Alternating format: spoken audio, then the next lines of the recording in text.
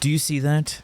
Oh yeah, I don't think you're looking at that carefully. But that is Hydroid, an immortal shield tanking Hydroid. And this clip here is without a sentinel. Just imagine with a full, complete loadout. What's good, folks? It's KnightmareFrame here with a new Warframe video coming at you with one of the most broken shield tanking setups you'll ever use. And this build can be taken pretty much anywhere, and it's especially good for cascade runs with an additional tool. Now this utilizes insane natural shield regen, synergizing with conditional shield regen, along with refresh, while also having a long shield gate duration. Oh my god, what is this? And if we want, I can also add overguard on top of that. Now, I did do something similar to this when I did my Infinite Shield Saren build. That one was limited as she needed specific arcanes and mods. However, I do have a free arcane slot and a free mod slot for this Hydroid. So now, what exactly is happening here? The main mechanic I'm utilizing is called Shield Recharge. It's when your shields have taken damage or fully broken and are beginning to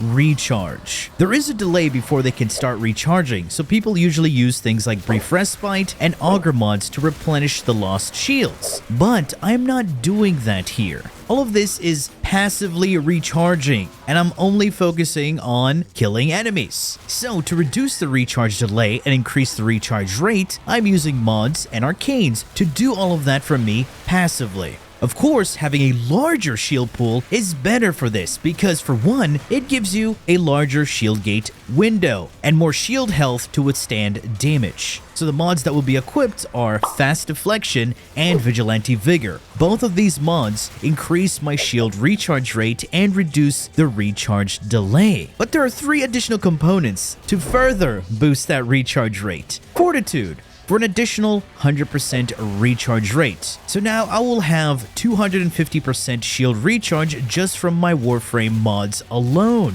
And the next component I have is Arcane Aegis. This has a 3% chance of triggering that grants me a 30% shield recharge. Now, the recharge rate of Aegis is separate from the mods equipped because it removes the recharge delay from the equation completely. So it continuously keeps regenerating shields for its duration. But the innate shield regeneration is enhanced with those mods and this arcane equipped. And this arcane only triggers on shield damage and even overshields. So that's why having a larger shield pool will be more beneficial. When triggered, the shields can fully regenerate in under a second, and that's without an instant shield refresh from a companion. Okay, now that I've covered what the Warframe will have, how about the companion? That will aid the shield regeneration even more, because it's absurd. And the companion in question is the Taxon. I bet none of you would think of that. Taxon is a super accessible sentinel that you will get in the beginning of the game, and it has access to the Molecular Conversion Precept mod, where it attacks an enemy and converts the damage dealt into shields for the Warframe. And yes, that's a 3000 plus shield Hydroid. And for the additional shields and shield recharge, I will have the mods Shield Charger. This increases my shield pool, which is additive to things like Prime Redirection. And of course, the recharge rate is additive to the other recharge rate mods. So, if I take the whole combo, it will look something like this. Yeah, that shield ain't moving. It's disgusting. Of course, you won't be standing around like an idiot, but killing enemies instead. And if your shields fully break, well, you have Guardian to fully replenish those lost shields. It's absolutely disgusting. Of course, this is just the mods and the Sentinel synergy. Now let's talk about additional survivability tools that Hydroid himself has. For you to understand more, I do have to go over some parts of his kits. Let's start off with his passive. First of all, if you ever put 2 regular green Archon Shards on your Warframe for the extra corrosive stacks to fully strip, then that's his passive. But instead of 14 stacks, you only need 10. And what's awesome is that whenever he attacks, he makes a target vulnerable to corrosive. Here is Hydroid's best ability, and one of the best abilities in the game, Tidal Surge. To explain how awesome this ability is, I will list all the things it can do. It's a hard crowd control as it pulls in enemies around him. It groups them up into a clump. It's a movement ability that can be cast anywhere. It deals corrosive damage, and it's a corrosive primer that armor strips with his passive. It gives iframes while cleansing you of status effects. Yes, it has a built-in rolling guard with no cooldown. And with its augment Tidal Impunity, it gives you status immunity, while reducing the cost of Tidal Surge from 50 energy per cast down to 15 energy. Also, if allies come into contact with it, they get the status immunity benefits as well. How convenient. Also, while in the waveform, you can recast the ability to remain in the waveform, and you get a 50% energy cost discount. So you can remain in this form indefinitely, or until you run out of energy. Plunder. Plunders armor from any enemy that is on screen, and granted to yourself. Casting this ability on enemies also debuffs them with a corrosive debuff, so they get their armor stripped even faster. At the same time, you grant yourself a corrosive elemental damage multiplier on all your weapons. This multiplier will always get overwritten when you recast it on a newer set of enemies, so try to find a larger group of enemies before using it, as it will grant you a larger elemental damage bonus. These are the main abilities I'll be utilizing on this build. The first ability will remain for some utility and priming. The weakest link here is his fourth. You can choose to leave it or replace it, it's up to you. There are several Helminth abilities I would recommend. The Electric Elemental Ward for even more shields. If you want to use Damage Reduction Eclipse to give your shields even more damage reduction, well, you can. You can even use Roar for a free faction damage bonus, or Nourish, the usual. To be honest, anything can work, but I went for the basic bitch Helminth. Nourish. Nothing special, but it allows me to have different elements on my weapons because I'm already getting corrosive and armor stripping. Might as well add different damage types. Like Viral. Taking damage to your shields will also reflect that damage and prime enemies with Viral. And also this dude who called me out using Precision Intensify. Listen, man, you can't do that. How dare you? Pay attention to what I use. Let me milk this as much as I can because it's brain dead and makes sense. Anyway, now that you know what is going into this build, let's take a look at how I've put everything together. And let's kick this off with the Archon Shards. I have 2 yellow Talforge Shards for that casting speed increase, because increasing my animation speed is a huge tactical advantage. I have 2 blue Talforge to increase my shields, and 1 blue for the energy max to round off my energy to a nice 300.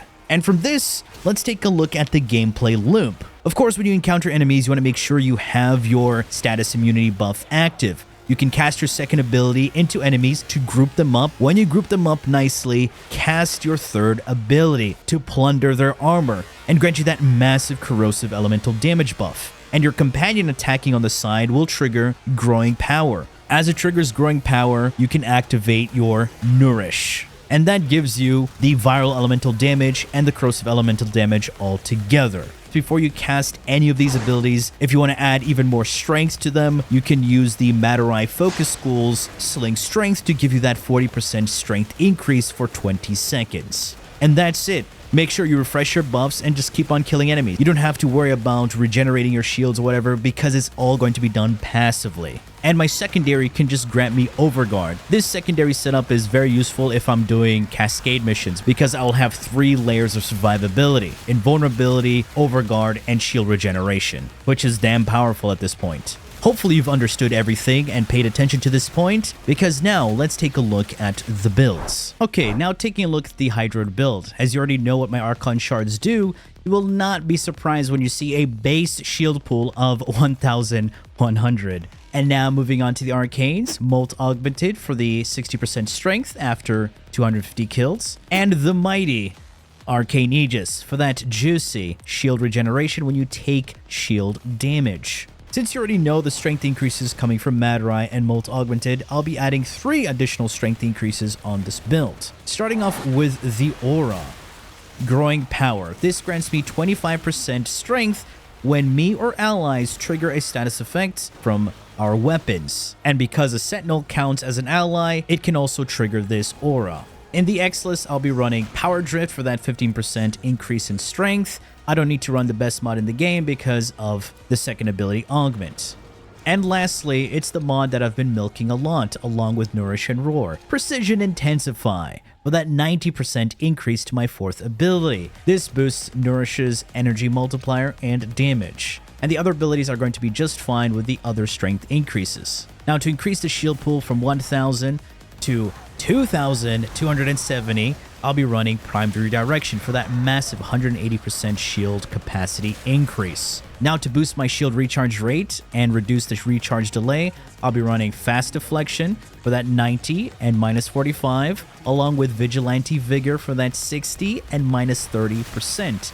Of course, these two are not going to be the only ones, as I'll be adding an additional 100% with Fortitude. Fortitude is just going to be a nice increase right here, because with the 3 mods combined, I get that 250% shield recharge rate. And now for my second ability, Augment, Tidal Impunity, granting me that status immunity, which is going to boost this build even further, giving me insane survivability as it is. Now, to upkeep the duration on my 3 buffs, which are going to be for my second, third, and Helminth ability, I need to run Primed Continuity for that 50% increase to my duration. And finally, for a little bit of a range increase, so then I can cover more ground, spread my affliction even further, and have a larger coverage on my first and third ability, I will be running Archon Stretch. This gives me the base 45% range increase from a regular stretch, but it also has that additional energy regen over time when my abilities deal electric damage. For those wondering, how is Hydroid going to be dealing electric damage? Well, it's not from him, but from my companion.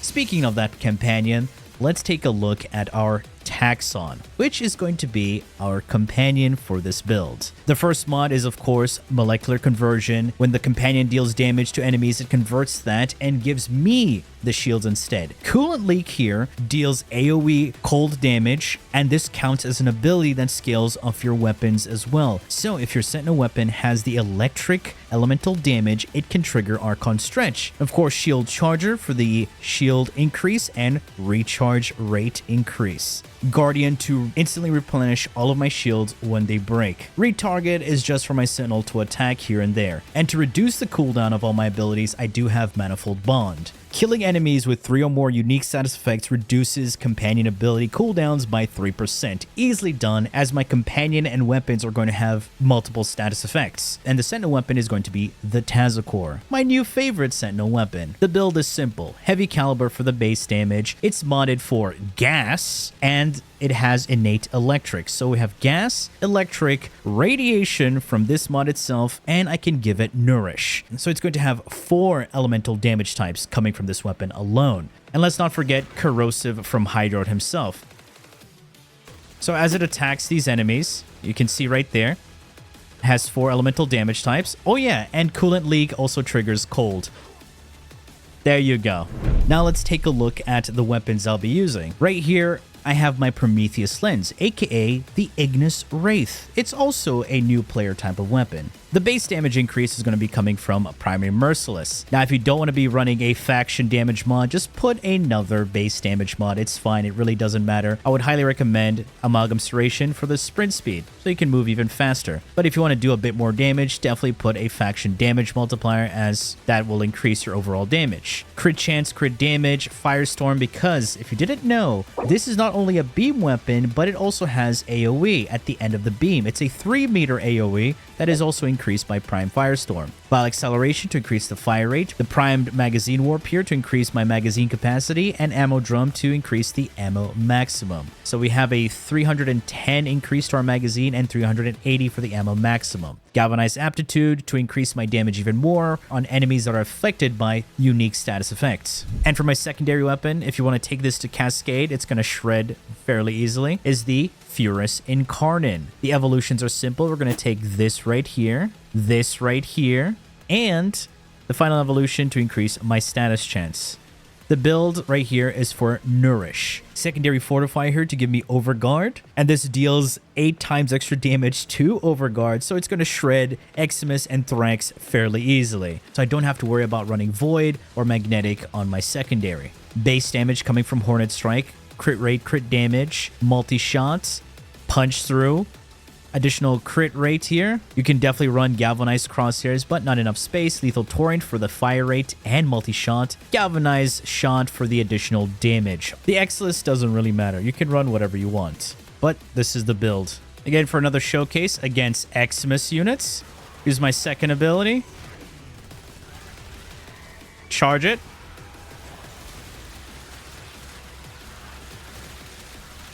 Yep.